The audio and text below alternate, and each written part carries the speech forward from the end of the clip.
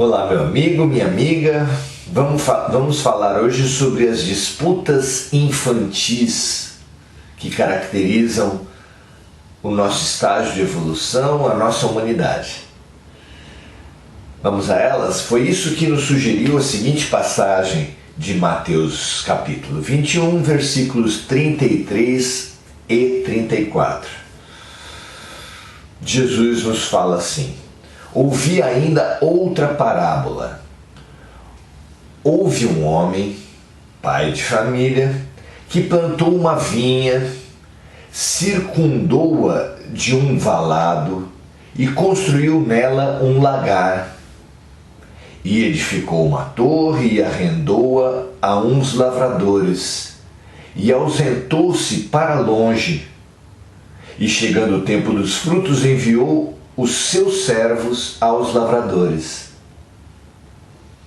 para receber os seus frutos. É uma metáfora em que Jesus compara o papel de Deus,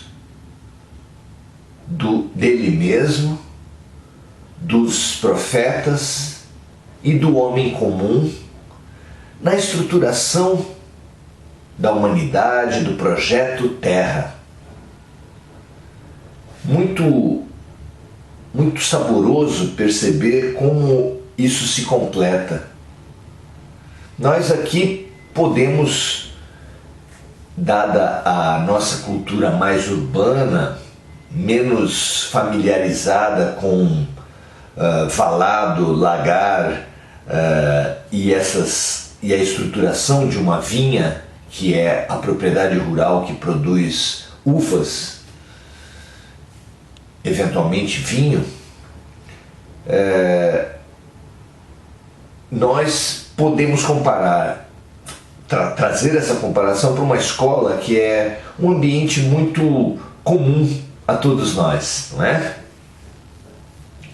A gente pode imaginar uma cena em que um menino segura uma bola na mão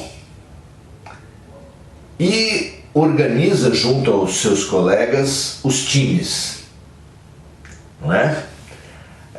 A depender sempre da aceitação que os colegas derem para sua liderança. Mas essa cena é uma cena muito comum, especialmente entre os meninos na sua vida escolar. Eles brincam ali por algum tempo, disputando entre si quem chegou primeiro, quem é o mais forte, essas infantilidades próprias das crianças na escola, mas também das crianças maiores na humanidade. Por exemplo, no processo que nós chamamos de descoberta do Brasil, quando o Brasil foi descoberto, ele não estava encoberto senão aos olhos dos portugueses. Aqui havia a terra, aqui haviam as árvores, aqui haviam os índios. Na relação entre os portugueses e os índios, prevaleceu a força, como já prevalecia a força nas relações entre as próprias etnias e tribos. Enquanto as crianças brincam para saber quem é o melhor, haverá um momento também em que o professor, o sinal, chamará as crianças para um novo momento do projeto pedagógico. Porque no projeto pedagógico de Deus há, como na escola, um espaço para liberdade, para expressão, para permitir que as crianças brinquem um pouco mais livremente entre os iguais. Deus também, aqui na comparação de Jesus, organizou a terra, deu toda a estrutura, montou o espaço, o setting, se diria na psicologia, mas montou o espaço, a instituição, delimitou o cenário, digamos assim, e os atores, os educadores e alunos vieram depois preencher. Mas depois de montar todo o cenário, ele ausentou-se, disse Jesus, porque é imprescindível ao projeto educacional, a qualquer projeto educacional, dar espaços ao educando para que ele possa ter liberdade, cultivar a iniciativa, a vontade, que são realmente imprescindíveis a qualquer ser humano, a qualquer projeto educacional. Mas não é uma liberdade ilimitada e permanente. Ela é mesclada, ela é combinada com uma ação de acompanhamento. E, na imagem de Jesus, o pai de família, o dono da vinha, ao tempo certo, que havia arrendado a vinha após organizar aos agricultores, no tempo certo da colheita, mandou os seus servos para receber os frutos da colheita. É muito interessante que os professores também chamem e que também apontem a época das provas. É muito próximo o que está acontecendo agora com a Terra, porque a ciência estima que a humanidade, a nossa espécie, o Homo sapiens sapiens, tem em torno de 200 mil anos na Terra. Diversos professores vieram esse tempo todo. Nunca ficou uma comunidade sem orientação espiritual.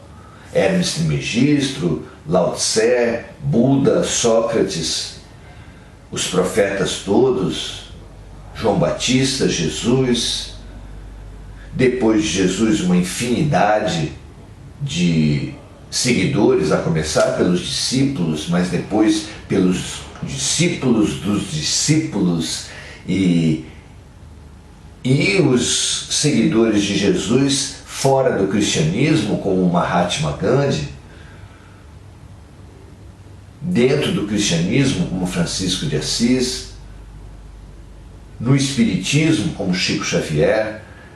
Inúmeros são os professores da Escola de Deus que são enviados para ensinar e para provar nas provas, receber os frutos que Deus espera dos alunos, que os professores esperam da ação pedagógica, que é o aprendizado, que é a evolução em inteligência e em fraternidade.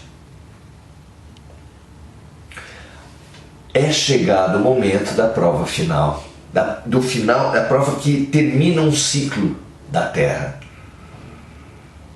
Nós ainda temos alguns instantes até o momento das provas definitivas, que são longas, que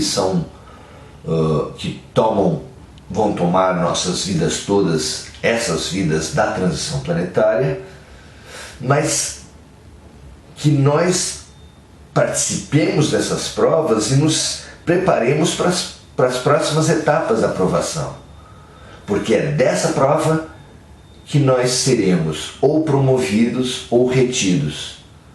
Promovidos na própria promoção da Terra, permanecendo no mundo de regeneração, na próxima série, no próximo ciclo ao qual nós tivermos feito jus, ou estaremos retidos nesse estágio anterior, mas para isso precisaremos compor uma outra turma, junto com outros repetentes e com os promovidos dos ciclos ainda mais atrasados.